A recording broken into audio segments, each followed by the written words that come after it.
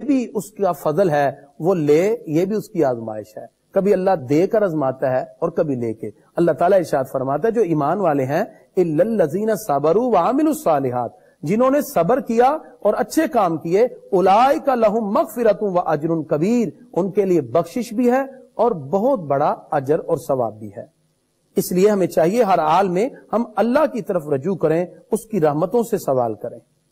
خالق کائنات نے یہ بھی ارشاد فرمایا کہ وہ لوگ جو اللہ کی راہوں سے ہٹنے والے ہیں، الذین یصدون عن سبیل اللہ، وہ جو اللہ کی راہ سے روکتے ہیں، ویبغونہا عوجا، اور کجی چاہتے ہیں، وہم بالآخرۃ ہم کافرون، اور وہی آخرت کے منکر ہیں. بہت سے لوگ تھے جنہوں نے آخرت کا انکار کیا، حالانکہ آخرت ہے اور ہر بندے کو اپنے عمل کا جواب رب کی بارگاہ میں دینا ہوگا. اس لیے اللہ تعالیٰ نے آیت نمبر 26 میں ارشاد فرمایا اللہ تعبدوا الا اللہ، اللہ کے سوا کسی کی عبادت نہ کرو. خالق کائنات نے یہ بھی ارشاد فرمایا کہ کوئی بھی ذاتی طور پر کسی چیز کا مالک نہیں، ہر ایک کو اللہ کی عطا سے ملتا ہے. آیت نمبر 31 میں رب قدوس ارشاد فرماتا ہے وَلَا أَقُولُ لَكُمْ عِنْدِي خَزَائِنُ اللَّهِ، اور میں تم سے یہ نہیں کہتا کہ میرے پاس اللہ کے خزانے ہیں. اللہ تعالیٰ نے اپنے محبوب سے کہا ان لوگوں کو کہہ دیجئے کہ میں تمہیں یہ نہیں کہتا میرے پاس ذاتی طور پہ اللہ کے خزانے ہیں، وَلَا عَالَمُ الْغَيْبِ، اور نہ یہ کہ میں ذاتی طور پہ غیب جانتا ہوں، وَلَا أَقُولُ إِنِّي مَلَكٌ، اور نہ یہ کہ میں فرشتہ ہوں. در حقیقت کچھ لوگ تھے جو بے جا کے آقا علیہ الصلوۃ والسلام سے سوال کرتے کہ بتائیے منڈی کا ریٹ کیا ہوگا. اب اللہ کے نبی کی یہ شان تو نہیں کہ وہ ان سے یہ ریٹ پوچھے جائیں، تو اس لیے آقا علیہ السلام نے ان لوگوں کے لیے کہہ دیا کہ لا اعلم الغیب، کہ میں ذاتی طور پہ غیب نہیں جانتا. لیکن یہی محبوب ہیں، اللہ رب العزت نے ارشاد فرمایا کہ وما ہوا علی الغیب بدنین، اللہ رب العزت ان کو یہ شان عطا فرماتا ہے کہ یہ غیب بتانے میں بخیل نہیں ہے. اللہ تعالیٰ نے اس سورہ مبارکہ میں حضرت نوح علیہ السلام کا ذکر کیا. جناب نوح علیہ السلام، آپ کی کشتی تقریباً 200 سال میں تیار ہوئی، تقریباً 2 سال میں تیار ہوئی. اس کی لمبائی 300 گز تھی، یعنی آپ کی جو کشتی تھی 300 گز لمبی تھی اور چوڑائی 50 گز تھی، اور اس کی اونچائی 30 گز تھی. 2 سال میں محنت کر کے آپ نے اس کو بنایا اور اس کے 3 درجے بنائے. اللہ کی طرف سے امتحان تھا، 950 سال لوگوں کی تبلیغ کی، لوگ نہ مانے.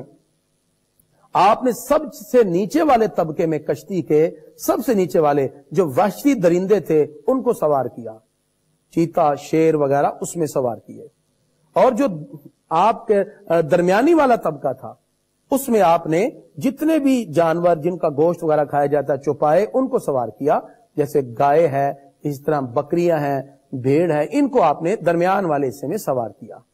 سب سے اوپر حضرت آدم علیہ السلام کا جسم بھی آپ کے ساتھ تھا جو درمیان میں تھا، اس کے ایک طرف مرد تھے اہل ایمان اور ایک طرف عورتیں تھیں اہل ایمان، اور اوپر بہت سے پرندے بھی تھے کہ جو اس وقت موجود تھے. وہ سارے کے سارے جب سوار ہوئے تو پروردگار ارشاد فرماتا ہے جب نوح علیہ السلام یہ کشتی بنا رہے ہیں تو لوگ مذاق کر رہے تھے.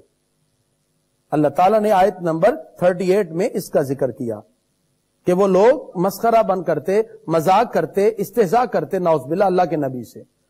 اللہ تعالیٰ ارشاد فرماتا ہے حتی اذا جاء امرنا، جب ہمارا حکم آیا، وفارت تنور، تو وہ تندور ابلا، پانی نکلا اس میں سے، ہر طرف پھیل گیا.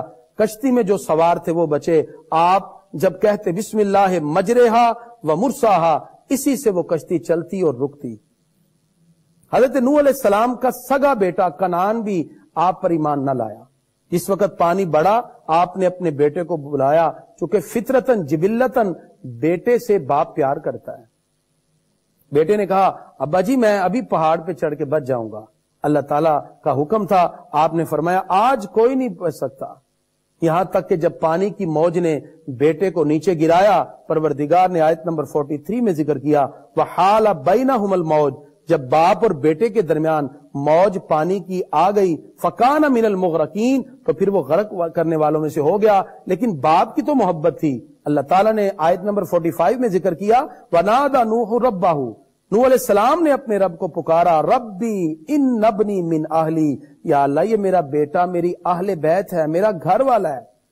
اللہ تعالیٰ نے ارشاد فرمایا قال یا نوح انہ لیس من اہلک، وہ تیرے گھر والا نہیں، وہ تیرا اہل نہیں، وہ تیری آل نہیں۔ پتا چلا جو نبی کا بیٹا ہو اور ان کے حکم کے خلاف چلے تو وہ کبھی بھی آل نہیں ہو سکتا۔ اللہ رب العزت نے اس مقام پہ واضح طور پہ یہ ذکر کیا، اور پروردگار ارشاد فرماتا آیت نمبر 49 میں تلک من انباء الغیب، یہ غیب کی باتیں ہیں، نوحیہا الیک، جو ہم آپ کی طرف وحی کر رہے ہیں۔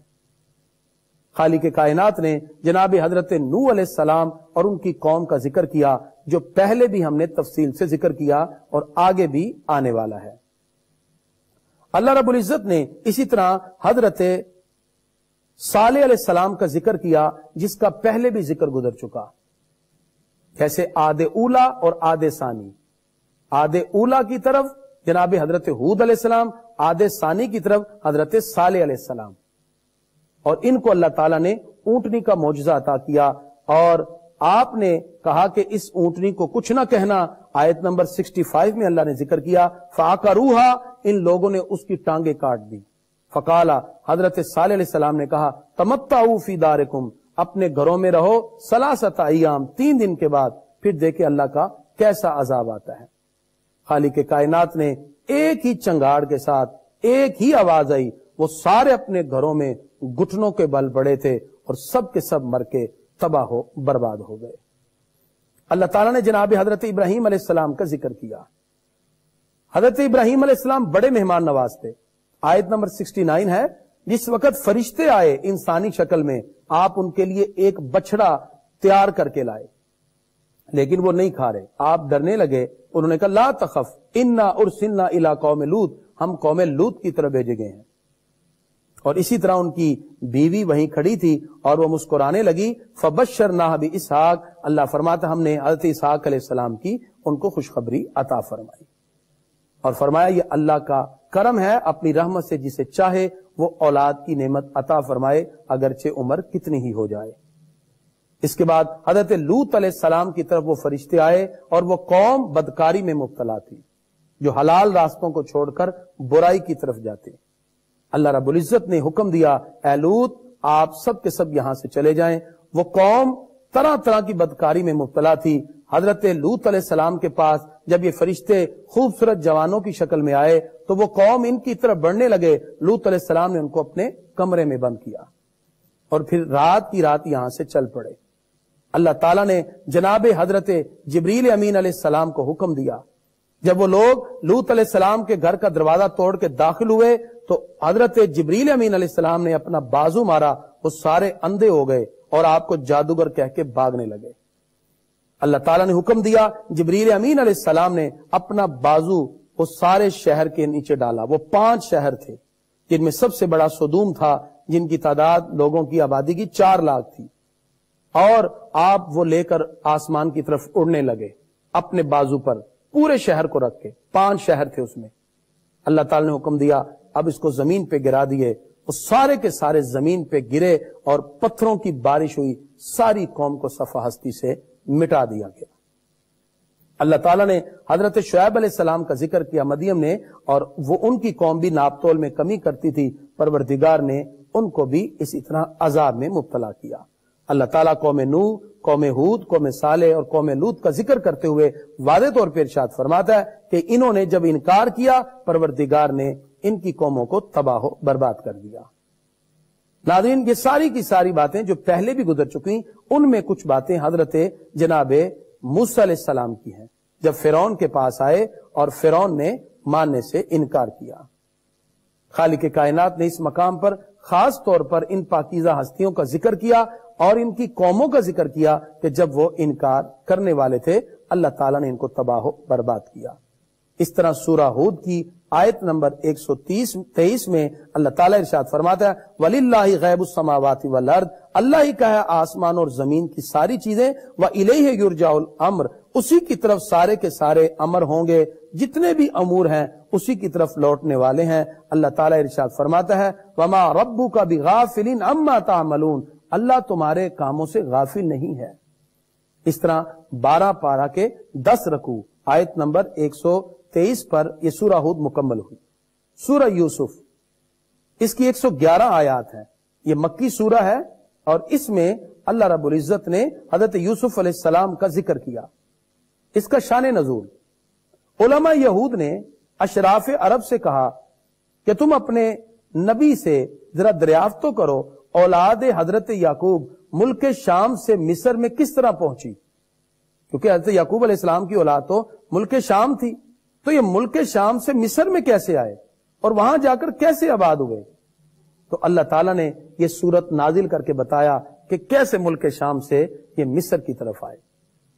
ناظرین، سورہ یوسف کو بڑی توجہ سے سماعت کیجئے گا.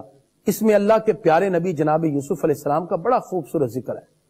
پروردگار ارشاد فرماتا ہے الف لام را حروف مقطعات تلک آیات الکتاب المبین، یہ روشن کتاب کی آیات ہیں. پروردگار ارشاد فرماتا ہے آیت نمبر 4 میں اذ قال یوسف لابی، یوسف علیہ السلام نے اپنے والد گرامی جناب حضرت یعقوب علیہ السلام سے کہا. ایک دن چھوٹے تھے حضرت یوسف علیہ السلام کا تھوڑا سا پس منظر بھی بتاتا جاؤں. یوسف علیہ السلام ٹوٹل 12 یہ بھائی تھے، جن میں سے باقی ستیلے تھے. ان کے جو حقیقی بھائی وہ حضرت بنیامین تھے علیہ السلام. ان کا آگے تفصیل کے ساتھ ذکر آئے گا. حضرت یوسف علیہ السلام نے ایک خواب دیکھا جب آپ چھوٹے تھے. یوسف علیہ السلام نے اپنے والد گرامی سے ذکر کیا اے میرے ابا جی یا اباتی انی رأیت احد عشر کوکبا، میں نے 11 ستارے دیکھے ہیں. والشمس والقمر رأیتہم لی ساجدین، سورج اور چاند کو دیکھا ہے وہ مجھے سجدہ کرتے ہیں. قال یا بنیا، اللہ کے نبی یعقوب علیہ السلام نے کہا میرے بیٹے لا تقصص رؤیاک، یہ خواب بیان نہ کرنا علی اخواتک، اپنے بھائیوں کو، فیکیدوا لک کیدا، وہ کوئی اور ہی چال چلیں گے. وہ ستیلے بھائی تھے. حضرت یوسف علیہ السلام کا خواب کسی طرح ان تک پہنچ گیا.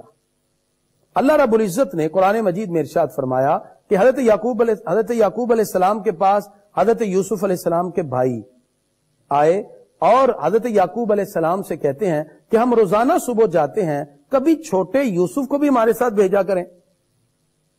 حضرت یوسف علیہ السلام کے والد گرامی حضرت یعقوب علیہ السلام کہتے ہیں کہ مجھے ڈر لگتا ہے کہ کہیں میرا بیٹا کھو نہ جائے. انہوں نے عرض کیا اذ قالوا لیوسف واخوہ احب الی ابینا منا، آپس میں وہ مشورہ کرتے ہیں کہ ہمارے والد کو یوسف اور اس کا بھائی بنیامین بڑے پیارے ہیں. ونحن عصبہ، ہم ایک جماعت ہیں اور ہمارے ساتھ ہمارے والد صاحب پیار نہیں کرتے. اقتلوا یوسفا، یوسف کو قتل کر دیتے ہیں. ابھی اطرحوہ ارضا، یا کسی زمین میں پھینک دیتے ہیں. وہ حضرت یوسف علیہ السلام کو لینے کے لیے اپنے والد گرامی کے پاس آئے. عرض کرتے ہیں ابا جی ہمارا یقین کریں. یا ابانا ما لک لا تأمنا علی یوسف، آپ ہمارے اوپر اطمینان ہی نہیں رکھتے. وَإِنَّا لَهُ لَنَاصِحُونَ، ہم تو اس کے خیر خواہ ہیں. ارسلہ معنا، آپ اس کو ہمارے ساتھ بھیجیں.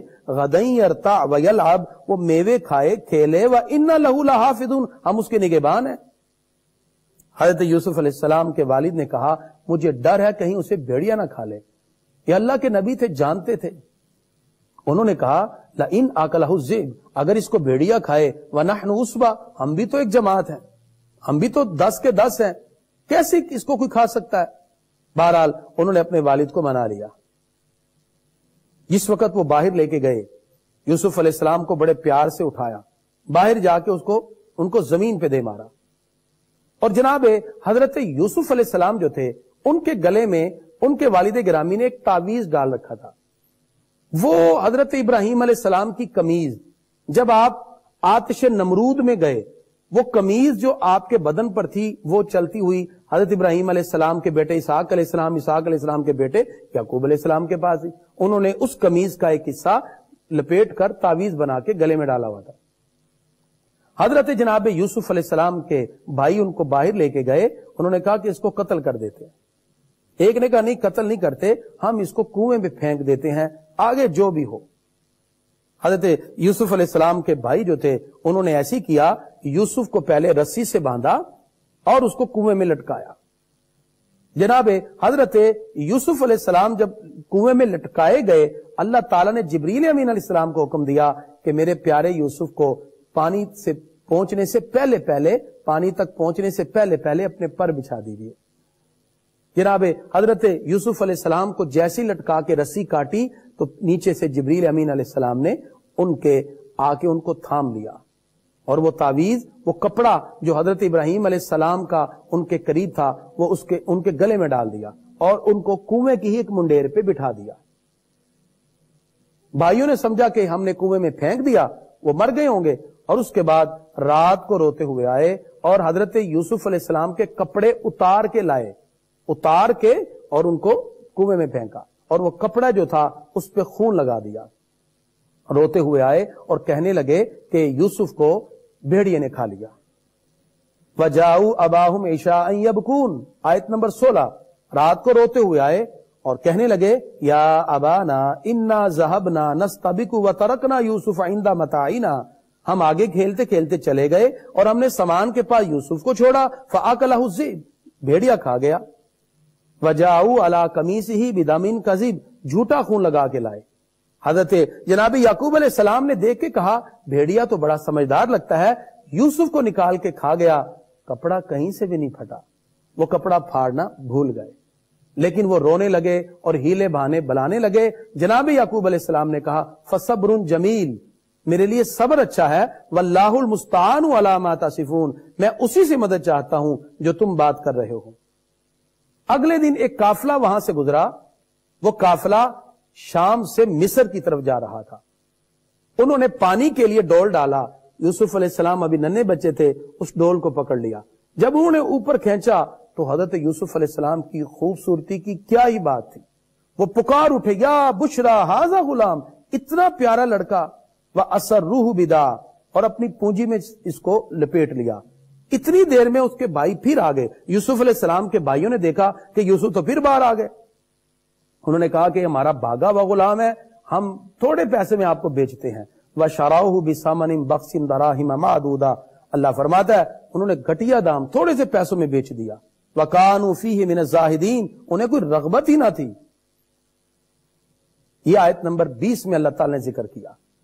یہ قافلہ جب مصر میں پہنچا تو مصر میں پہنچ کر دھومیں مچ گئیں، ایک ایسا غلام آیا ہے، اس کی اتنی خوبصورتی ہے، اور جس وقت وہ غلام بیچنے کے لیے آیا، حضرت یوسف علیہ السلام کا جتنا وزن تھا اتنا ہی سونا چاندی اور اتنی ہی قیمت کا ریشم اور مختلف چیزیں ان کی قیمت کے لیے متعین ہوئی، اور اتنی قیمت کوئی دے نہیں سکتا تھا، یہاں تک کہ عزیز مصر نے پھر آپ کو خریدا۔ آپ کی اچھی خاصی قیمت تھی، یعنی سونا اور چاندی مشک، اور اتنی قیمت کہ تقریباً اس کا وزن 400 رطل کے برابر تھا۔ آپ کی عمر مبارک اس وقت 13 سال یا 17 سال تھی۔ عزیز مصر نے خرید لیا۔ جس وقت گھر میں لائے اور کہا، وہ عزیز مصر چونکہ نامرد تھا، اس نے کہا میری کوئی اولاد نہیں ہے، ہم اسی کو اپنا بیٹا بنا لیتے ہیں۔ حضرت یوسف علیہ السلام وہی رہنے لگے۔ اللہ تعالیٰ ارشاد فرماتا آیت نمبر 22 میں وَلَمَّا بَالَغَ أَشُدَّهُ آتَيْنَاهُ حُکْمًا وَعِلْمًا، جب وہ اپنی پختگی کی عمر کو پہنچے ہم نے ان کو علم اور حکمت کی دولت عطا فرمائی۔ حضرت یوسف علیہ السلام گھر میں تھے، ایک دن عزیز مصر کی بیوی زلیخا نے برے ارادے سے یوسف علیہ السلام کو بلایا۔ اللہ تعالیٰ ارشاد فرماتا ہے وَرَاوَدَتْهُ الَّتِي هُوَ فِي بَيْتِهَا عَن نَفْسِهِ وَغَلَّقَتِ الْأَبْوَابَ، اس کے محل کے کچھ دروازے تھے وہ اندر لے گئی اور حضرت یوسف علیہ السلام کو ایک کمرے میں لے جا کر جہاں ان کے مذہب کے مطابق کچھ بت وغیرہ تھے اس نے کپڑا ڈال دیا اور یوسف علیہ السلام کو قریب بلانے لگی۔ تو آپ نے کہا یہ بت کیا ہیں؟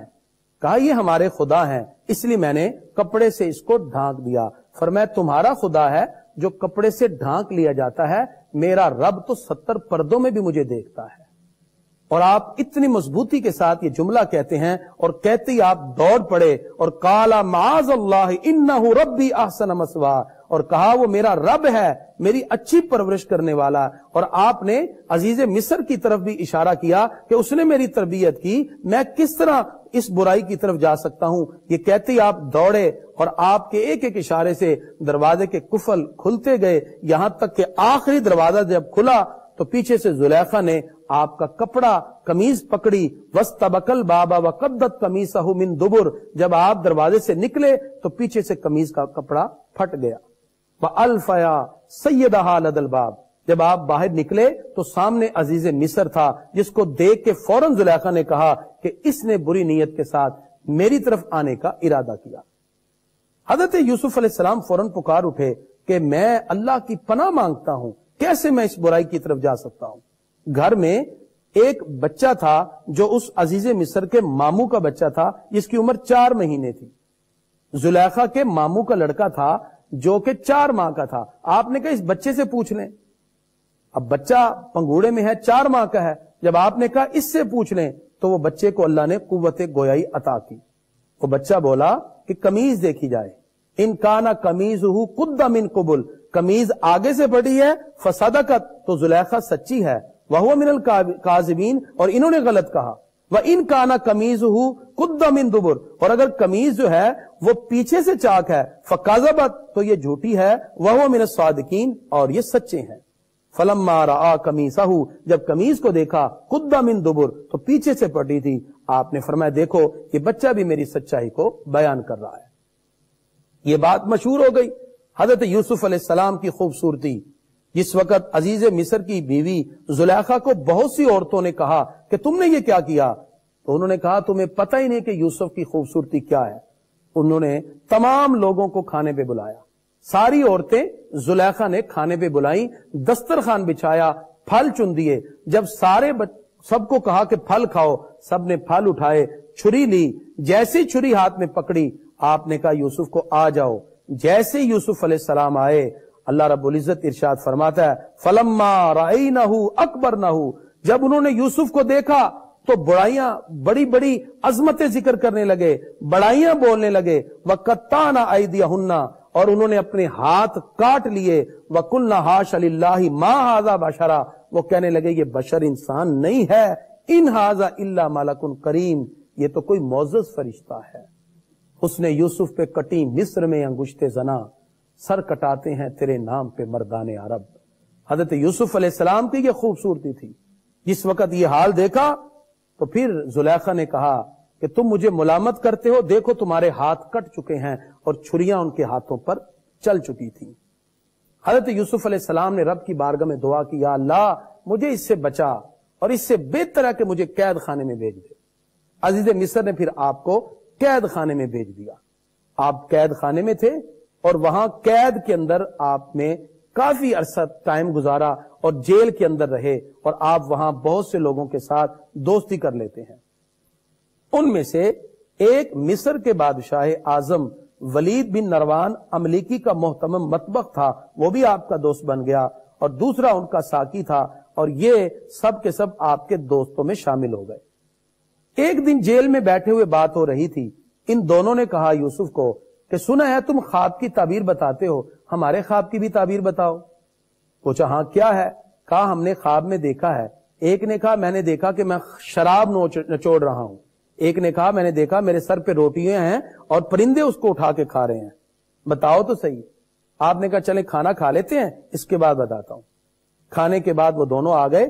آپ نے ان کو کہا کہ تمہاری جنہوں نے یہ دیکھا ہے کہ میں شراب نچوڑ رہا ہوں، وہ اپنے بادشاہ کی خدمت کے لیے مقرر ہو جائے گا، وہ اپنے بادشاہ کو چیزیں پلائے گا، وہ پینے پر اور مختلف چیزوں پر متعین ہوگا۔ اور جس نے یہ دیکھا ہے کہ پرندے اس کے سر سے روٹیاں اٹھا رہے ہیں تو وہ قتل ہو جائے گا اور اس کو پھانسی پہ چڑھا دیا جائے گا۔ وہ ہنسنے لگے۔ کہا کیا ہوا؟ کہا یہ تو ہم ویسے ہی کہہ رہے تھے۔ آپ نے فرمایا تم ویسے ہی کہہ رہے تھے یا جیسے بھی، اب جو میں نے کہہ دیا وہی ہو کر رہے گا، اللہ کا حکم وہی ہوگا جو میں نے اب کہہ دیا ہے۔ آپ چونکہ اللہ کے نبی تھے۔ اس کے بعد وہی ہوا، ایک کو پھانسی کی سزا ہوئی اور دوسرا بادشاہ کی خدمت پہ مامور ہو گیا۔ بادشاہ وقت نے ایک مرتبہ خواب دیکھا کہ 7 موٹی گائیں 7 پتلی گائیں کو کھا رہی ہیں۔ اس نے اپنے درباریوں سے پوچھا کون اس کی تعبیر بتائے؟ اس کو فوراً یاد آیا۔ اس نے کہا ہاں جیل میں ایک شخص ہے، وہ خواب کی تعبیر بتاتا ہے۔ آپ کے پاس آئے اور آ کے کہا اس کی تعبیر بتا دیجئے۔ فرمایا اس کی تعبیر یہ ہے کہ 7 سال خوب بارش ہوگی، خوب اناج اور غلہ اگے گا، اور اگلے سال پھر قحط سالی ہو جائے گی۔ بادشاہ کو کہو کہ پہلے 7 سال اچھی طرح اناج کو لے لے اور اس کو سٹور کر لے تاکہ اگلے 7 سال اس غلے کو لوگوں میں تقسیم کرتا رہے. اس طرح لوگ بھی بھوک سے نہیں مریں گے، غلہ بھی جمع رہے گا. اس وقت عزیز مصر تک یہ بات گئی تو عزیز مصر نے کہا یہ کون ہے، ذرا میں اس کی زیارت تو کروں، اس کو بلاؤ تو صحیح.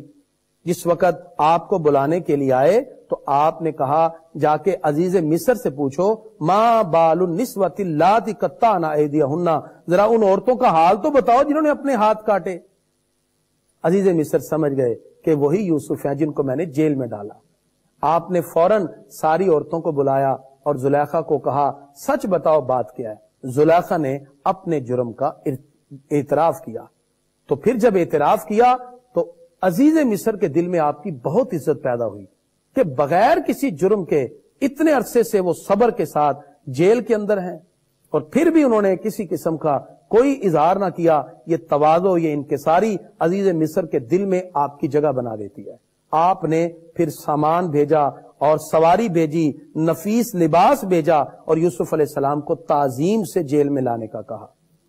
حضرت جناب یوسف علیہ السلام تعظیم سے جب آئے شاہی سواری پر بیٹھ کر، پھر عزیز مصر نے آپ کو اپنے قریب مشیر کے طور پہ رکھا، یہاں تک کہ پھر وہ خواب کی تعبیر بھی پوری ہوئی اور اسی کے مطابق جو وہاں معاملہ تھا اس کو بہتر سے بہتر بنایا. مصر میں ایک بادشاہ اعظم ہوتا ہے اور ایک ان کے ہاں اس وقت عزیز مصر ہوتا ہے جو کہ اس ملک کے معاملات کو چلاتا ہے. عزیز مصر نے یہاں تک کہ تمام کے تمام خزانوں کے جتنی چابیاں تھیں وہ آپ کو ہی عطا فرما دی. اور پھر اس کے بعد عزیز مصر کی ڈیتھ ہو گئی، وہ فوت ہو گیا.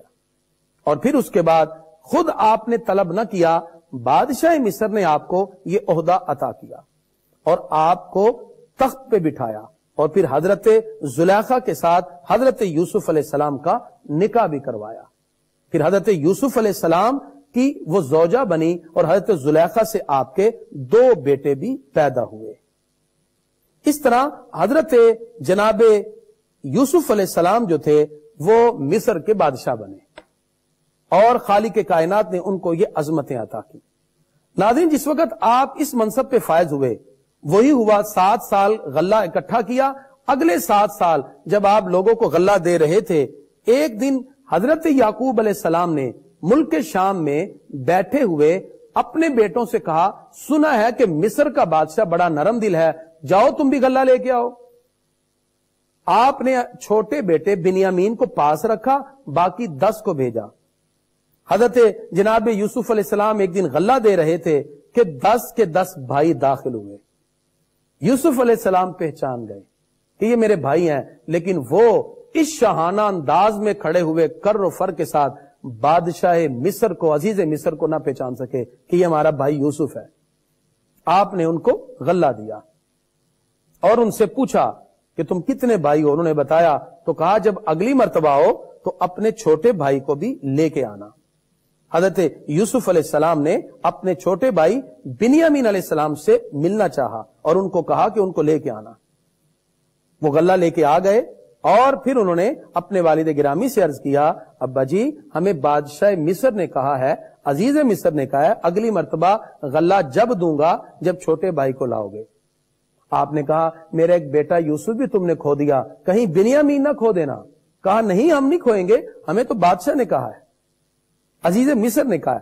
پھر وہ 11 کے 11 جب چلے تو والد نے کہا ٹھہرو، ایک دروازے سے داخل نہ ہونا، مختلف دروازوں سے داخل ہونا کہ کہیں تم سب بھائیوں کو دیکھ کر کوئی نظر ہی نہ لگا دے. وَادْخُلُوا مِنْ أَبْوَابٍ مُتَفَرِّقَةٍ، مختلف بابوں میں داخل ہونا، آیت نمبر 67. کس وقت وہ داخل ہوئے، حضرت یوسف علیہ السلام ان کو غلہ دے رہے ہیں. آپ کا دل کیا کہ میرے بھائی، کیونکہ حقیقی بھائی بنیامین ہی تھے، باقی تو ان کے ستیلے بھائی تھے، کہ ان کو اپنے قریب پھیرا لیں. آپ نے ایک طریقہ اپنایا. آپ نے حضرت بنیامین علیہ السلام کے کجاوے میں، چونکہ اونٹ کے اوپر غلہ لادا جاتا تھا، وہ کجاوے میں آپ نے ایک شخص کو کہا کہ میرا یہ جو بادشاہی جو پیالہ ہے یہ اس کے اونٹ میں رکھ دو. وہ رکھ دیا گیا اور غلہ ڈال دیا. جیسے ہی وہ لوگ وہاں سے بھاگے، وہاں سے چلے، تو پیچھے سے دوڑتے ہوئے ایک شخص نے کہا کہ تم چور ہو. انہوں نے کہا نہیں ہم تو چور نہیں ہیں. قالوا فما جزاؤہ ان کنتم کاذبین، آیت نمبر 74.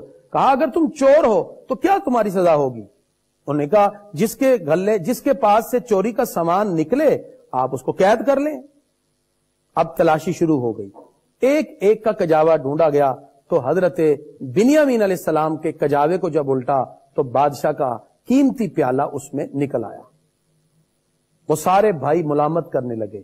آیت نمبر 77، قالو، وہ بولے، ان یسرق، اگر یہ چور ہے، فقط سارا کا اخ لہو من قبل، اس کا ایک بھائی یوسف تھا وہ بھی چور ہے، یہ بھی چور ہے۔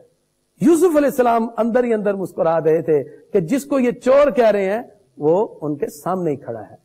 حضرت یوسف علیہ السلام نے اس وقت یہ محسوس نہ ہونے دیا۔ یوسف علیہ السلام نے اپنے دل ہی دل میں اس چیز کو محسوس کیا۔ اللہ تعالیٰ ارشاد فرماتا ہے فَأَسَرَّهَا يُوسُفُ فِي نَفْسِهِ، انہوں نے اپنے دل میں یہ بات رکھی اور بھائیوں نے کہا کہ اگر یہ بنیامین چور ہے، اس کا ایک بھائی یوسف تھا وہ بھی چور تھا۔ حضرت جناب یوسف علیہ السلام نے کہا اب تم نے جو کہا اس کو یہی قید میں ڈالا جائے گا۔ بھائیوں نے کہا آپ ہم میں سے کسی کو لے لیں، ہمارے ابا جی بہت بوڑھے ہیں، اگر وہ نہیں دیکھیں گے اپنے بیٹے کو، چھوٹے بیٹے کو، ان سے پیار کرتے ہیں تو وہ ان کے شدت میں اور زیادہ بیمار ہو جائیں گے، اور وہ تو رو رو کر ان کی آنکھیں، ان کی بنائی بھی چلی گئی ہے۔ آپ نے کہا کہ نہیں، جو فیصلہ ہوا اسی کے مطابق ہوگا۔ جناب حضرت یوسف علیہ السلام نے اپنے بھائی بنیامین علیہ السلام کو اپنے قریب ٹھہرایا، اور اس میں مختلف روایات میں یہ بھی ہے کہ ان کے لیے جب کھانا چنا، وہ سارے 10 کے 10 جب بیٹھ گئے ایک دوسرے کے سامنے، بنیامین علیہ السلام تنہا تھے، انہوں نے کہا کاش میرا بھائی بھی ساتھ ہوتا تو وہ بھی میرے ساتھ بیٹھتا۔ تو یوسف علیہ السلام نے اپنے پاس ان کو بٹھایا اور ظاہر نہ کیا کہ میں تمہارا ہی بھائی ہوں۔ جس وقت وہ واپس گئے اپنے والد گرامی سے کہا ابا جی ایسے ایسے معاملہ ہوا، بنیامین کے کجاوے سے پیالہ نکلا، بادشاہ نے ان کو پھر قید کر لیا۔ آپ نے فرمایا فصبر جمیل، میرے لیے تو صبر ہی صبر ہے۔ اس کے بعد جناب حضرت یوسف علیہ السلام کے پاس پھر یہ لوگ آئے، ان کے والد گرامی رو رو کے ان کی آنکھوں کی بینائی جا چکی تھی، تقریباً 80 سال تک وہ روتے رہے۔ جناب حضرت یوسف علیہ السلام اس حالت میں جس وقت انہوں نے بھائیوں سے کہا، بھائی پھر دوبارہ آئے اور انہوں نے آ کر پھر ان سے ریکویسٹ کی، گزارش کی کہ ہمیں غلہ دیجئے اور ہمارے بھائی کو چھوڑ دیجئے۔ آپ نے پھر ان سے ایک سوال کیا، آیت نمبر 89، اللہ تعالیٰ ارشاد فرماتا ہے قال، یوسف علیہ السلام نے کہا هل علمتم ما فعلتم بیوسف، اے میرے بھائیو تم بتاؤ تم نے یوسف کے ساتھ کیا کیا، وَأَخِي اِذْ أَنْتُمْ جَاهِلُونَ، جب تم نادان تھے۔ اب وہ سارے کے سارے حیران ہو کے دیکھنے لگے، ان کو کیا پتا کہ ہم نے یوسف کو کنویں میں پھینکا اور کیا کیا۔ وہ قالو، سارے بولے اِنَّكَ لَأَنْتَ یوسف، آپ یوسف ہیں؟ قال انا یوسف، کہا ہاں میں ہی یوسف ہوں جس کو تم اپنے ہاتھوں سے کنویں میں پھینک کے آ گئے تھے، جن کو گھٹیا داموں تم نے مصر کے ایک پورے قافلے کے ہاتھ بیچ دیا تھا۔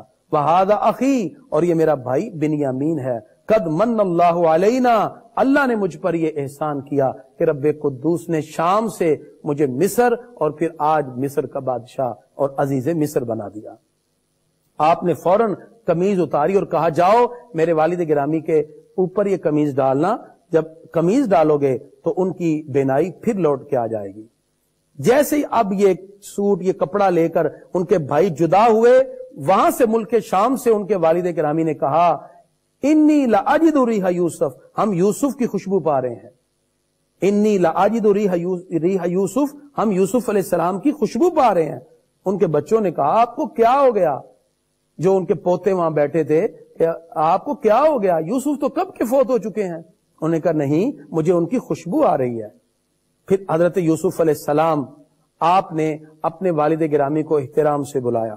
جس وقت جناب حضرت یعقوب علیہ السلام آئے اپنے بھائیوں کے ساتھ تو 200 سواریاں، کثیر سامان، بہت سی چیزیں ان کے ساتھ بھیجی۔ جس وقت حضرت جناب یعقوب علیہ السلام وہاں سے نکلے، یاد رکھیں کہ بنی اسرائیل سے مصر سے نکلے تو 6 لاکھ سے زیادہ تھے، تو حضرت جناب یعقوب علیہ السلام اپنے بیٹے کو ملنے کے لیے آ رہے ہیں یوسف علیہ السلام کے پاس۔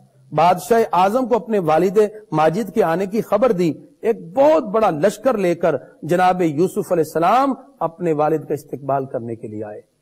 جناب حضرت یعقوب علیہ السلام اپنے بیٹے یہودا کے ہاتھ پہ ٹیک لگائے ہوئے جب آگے بڑھے تو بہت بڑے لشکر پر نگاہ پڑی تو کہا کہ یہ کس کا لشکر ہے؟ کیا یہ فرعون مصر کا لشکر ہے؟ کہا نہیں ابا جی، یہ آپ کے بیٹے یوسف کا لشکر ہے۔ اس مقام پر بہت سے ملائکہ اور فرشتے بھی آئے، یہاں تک کہ جناب حضرت یعقوب علیہ السلام آگے بڑھے۔ یہ محرم کی 10 تاریخ تھی۔ والد اور حضرت یوسف علیہ السلام جب گلے لگ کے روتے ہیں تو ملائکہ اور پرندوں کی طرف سے بھی آہو بکا کی آوازیں آنے لگی۔ اس مقام پر حضرت یعقوب علیہ السلام آگے بڑھے اور جس وقت حضرت جناب یوسف علیہ السلام کو تخت پہ دیکھا تو یہاں قول یہ ہے کہ حضرت یوسف علیہ السلام کی والدہ، بعد نے کہا کہ والدہ فوت ہو چکی تھی، ان کی خالہ ساتھ تھی، تو اس وقت شریعت یوسفی میں جو بھی دربار میں آتا تو وہ سجدہ تحیت کرتا تھا۔ سجدہ تحیت اس شریعت میں جائز تھا۔ تو سارے کے سارے بھائی 10، بنیامین بھی ان کے ساتھ تھے 11، اور والد گرامی حضرت یعقوب علیہ السلام اور خالہ یا والدہ وہ بھی ساتھ تھی، ان سب نے حضرت یوسف علیہ السلام کو سجدہ کیا۔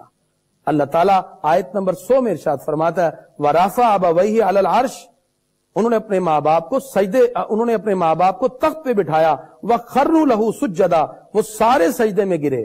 جس وقت 11 بھائی اور ماں باپ دونوں سجدے میں گرے تو آپ نے کہا یا ابتی ھذا تأویل رؤیایا، اے میرے ابا جی یہ میرے خواب کی تعبیر ہے جو میں نے آپ کو کہی تھی، انی رأیت احد عشر کوکبا والشمس والقمر رأیتہم لی ساجدین، کہ میں نے 11 ستارے اور سورج اور چاند کو سجدہ کرتے ہوئے دیکھا۔ ابا جی یہ میری تعبیر آج پوری ہوئی، میرے بھائی اور آپ سب مجھے سجدہ کر رہے ہیں۔ والد گرامی نے کہا ہاں اللہ نے آپ کے خواب کو سچ کر دکھایا۔ جناب حضرت یوسف علیہ السلام کو پروردگار نے پھر یہ عظمت عطا فرمائی کہ آپ مصر کے بادشاہ بنے، عزیز مصر بنے۔ اللہ تعالیٰ ارشاد فرماتا آیت نمبر 102 میں ذالک من انباء الغیب، یہ غیب کی خبریں ہیں، نوحیہ الیک، جو ہم آپ کی طرف بھیج رہے ہیں۔ اللہ رب العزت نے یہ آیات، یہ نشانیاں، یہ واقعات واضح طور پر یہاں ارشاد فرما دیے۔ اس کے بعد سورہ رعد، اس کی آیتیں 43 ہیں، اور سورہ رعد جو ہے جب بھی کسی کے موت کا وقت قریب ہو تو سورہ رعد کو اس کے قریب پڑھنا چاہیے۔ حضرت ابن عباس رضی اللہ تعالیٰ عنہ فرماتے ہیں 2 آیتوں کے علاوہ وہ 2 آیتیں مکی ہیں، باقی ساری کی ساری یہ مدنی سورہ ہے، اور سورہ رعد کو کسی بھی فوت ہونے والے شخص کے قریب پڑھنے سے اللہ تعالیٰ اس کی موت کی کیفیت کو آسان کر دیتا ہے۔ اس میں اللہ تعالیٰ نے اپنی قدرت کو ذکر کیا اور فرمایا اللہ الذی رفع السماوات، وہ اللہ ہے جس نے آسمان کو بلند کیا، بغیر عمد، بغیر ستونوں کے۔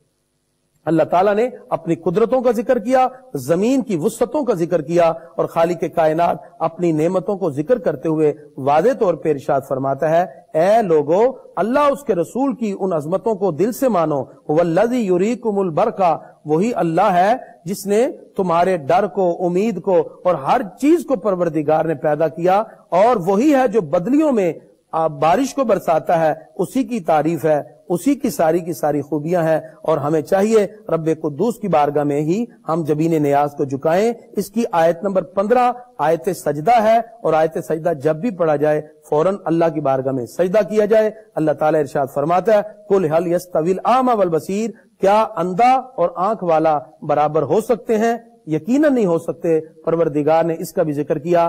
آج ہم نے سورہ رعد کی آیت نمبر 18، 8واں رکوع، 13 پارہ اس یہاں تک مکمل کیا، جس میں اللہ تعالیٰ نے کفار کے بارے میں ارشاد فرما دیا وَمَأْوَاهُمْ جَهَنَّمْ، کفار کا ٹھکانہ جہنم ہے، وَبِئْسَ الْمِہَادُ، اور یہ کتنا برا ٹھکانہ ہے۔